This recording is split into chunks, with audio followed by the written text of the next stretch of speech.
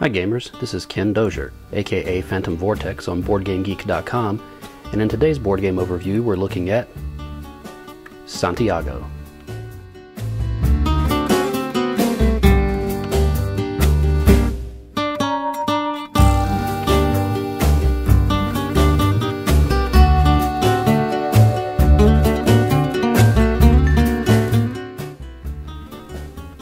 Santiago is an auction negotiation game by Claudia Helly and Roman Pellick.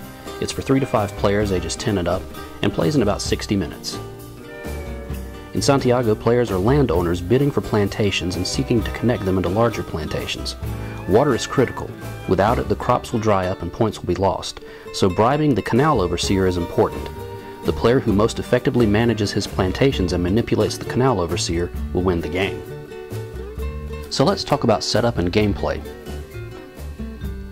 The plantation tiles are divided up into 5 stacks for the 5-player game, or 4 stacks for the 3 to 4-player game. Each player receives $10 from the bank, and each player chooses his own color of markers. He also takes a proposal canal marker corresponding to the color he's chosen, and 1 extra blue marker, which is his extra irrigation. The natural spring marker is placed on any intersection agreed upon by all players.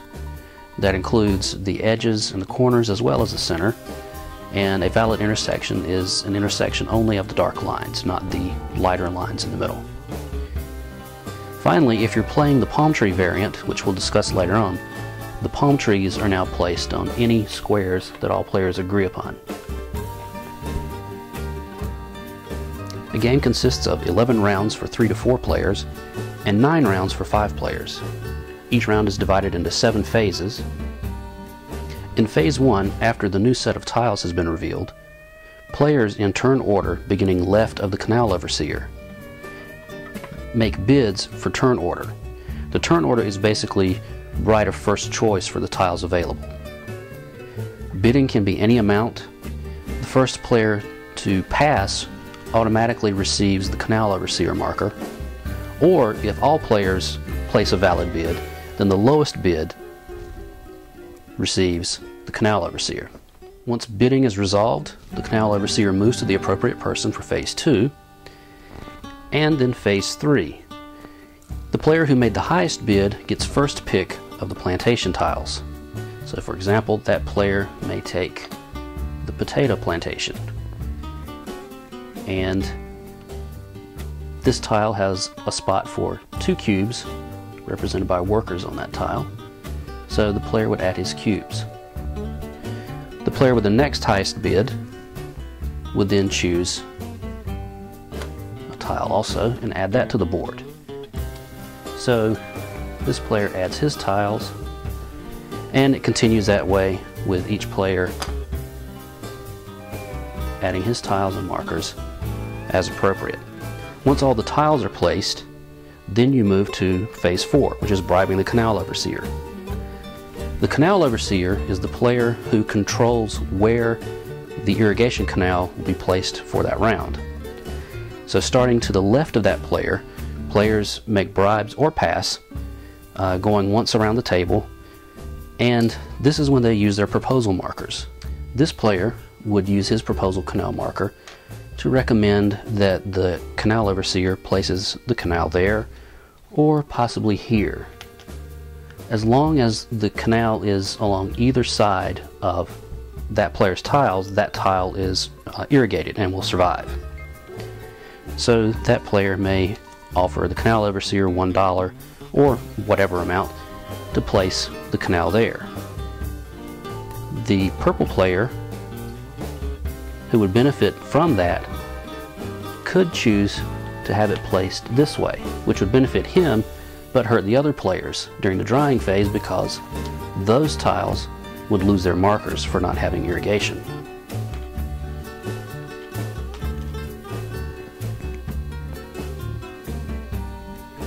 In addition, since this option is beneficial to both players, the purple player could simply contribute money to that bribe or support a bribe and say he wants it to go that way also. Once all bribes or passes have been made, The canal overseer has to choose which course of action to take. He can take the bribe for this option and place the irrigation there, or he could choose another player's option. In either case, he takes the money associated with that particular option. If, however, he chooses to go his own route, then he has to pay $1 higher than the highest bid. But for the sake of example, we will say that the canal overseer chooses this offer and takes the $2 and adds it to his supply and places the canal marker there. Then phase 5 comes, which is extra irrigation. Each player will have one and only one blue canal marker in addition to his proposal canal marker. And in phase 5, if the canal is not placed somewhere that you needed it, you can use your extra irrigation marker to put irrigation where you need it. But you only get to do that once per game. Once extra irrigation is taken care of, the drying phase occurs. You look at the board and see which tiles have no irrigation at all, and they lose 1 cube. If the tile already has no cubes, then it's flipped over to the fallow side and is a dead tile for the rest of the game. Finally, after the drying phase is the income phase. Each player receives $3, and the round begins again. So how does scoring work? Well, as you play the game, you're trying to build up your plantation, basically a network of like crops. Now, the way you score is you look at the number of tiles that make up a particular plantation and multiply that by the total number of your cubes. So in this case, 2 times 2 is 4. Add 1 more cube, now you've got 6. And it's also possible during the game as players take tiles for other players to have a share in your crop. So in this case, the purple player gets 4 points, or $4, and the white player gets $2. 1 marker times 2 tiles. 2 markers times 2 tiles. Now let's talk a moment about the palm tree variant. If you are playing the palm tree variant, then when you place a tile, if you place it on a square that has a palm tree, you just add that palm tree on top of the tile you placed. And the palm tree counts as an extra cube. So instead of just having 1 yield marker, you now have actually 2 on that one. Now if for some reason, if you're not able to get irrigation to your tile and the cube goes away, and there's no other cube on there to indicate who that tile belongs to, this becomes neutral. Basically, it allows the tile to survive 1 extra drying phase. Because when you go through the drying phase, if there's no cubes to remove, you'll remove this, and then finally, in another drying phase, it would get turned over. So the palm trees can add a little bit more to the game. I haven't played that variant that much. My friends and I typically play the standard game. But that's how Santiago works. It's good tension. It can drag sometimes because people can kind of suffer from analysis paralysis when they stop to calculate how much they have in points versus another player. So that's basically how Santiago works. It's a fairly simple game.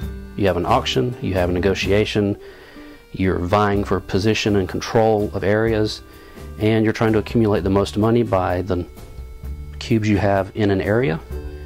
And it's a pretty good little game. So if you get a chance, give it a shot.